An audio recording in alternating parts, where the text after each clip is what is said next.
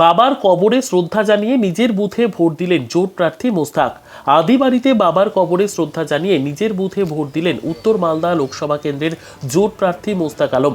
সকাল ৯টা নাগাদ হরিশ্চন্দ্রপুর বিধানসভার বাঘুয়া প্রাথমিক বিদ্যালয়ে ৭১ নম্বর বুথে ভোট প্রদান করেন তিনি। ভোট দিয়ে বেরিয়ে এসে সাংবাদিকদের মুখোমুখি হয়ে মোস্তাক বলেন, মানুষের আশীর্বাদ রয়েছে, উত্তর মালদহের মানুষ আমাকে ভোট দিয়ে জয়যুক্ত করবে। এই রাজনৈতিক ময়দানে লড়াইয়ে তৃণমূল নেই। কেন্দ্রের স্বৈরাচারী বিজেপি সরকারের বিরুদ্ধে কংগ্রেসের লড়াই চলছে। সেখানে তিনি এলেন, সকালে বাড়ি থেকে বেরিয়ে কয়েকটি ভোট কেন্দ্র পরিদর্শন করেছেন।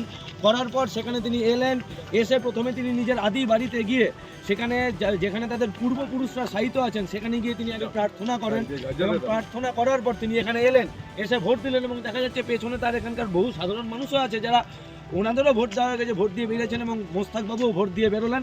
এরপর তিনি ছুটবেন, চষে বেড়াবেন গোটা মালদা উত্তর। তো আপাতত দাদা, মর্নিং সোজ দ্য ডে কি দেখছেন? সকাল morning choose the day appropriate কথা।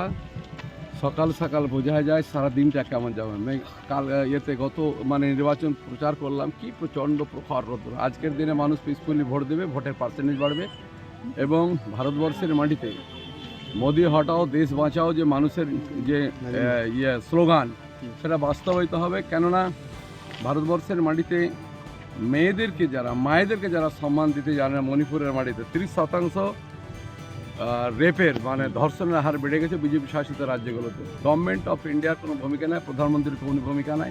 8 মাস হয়ে গেল মণিপুরের মাটিতে একজন 42 বছরের বোন এবং 20 বছরের মেয়ে মহিলা এদেরকে ধর্ষণ করার পরে নাঙ্গা করে খামচিয়ে নিয়ে গিয়ে বিজেপির লোকেরা নিয়ে ঘুরে বেড়াচ্ছে।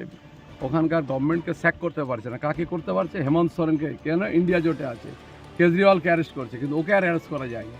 আর 8 মাস হয়ে গেলে উনি যেতে পারছেন। ওই জন্য মানুষ সিদ্ধান্ত নিয়েছে যে একটা স্বৈরাচারী শাসক আছে যে তানাশাহী রাজ চালাচ্ছে, এর পতন হওয়া দরকার আছে।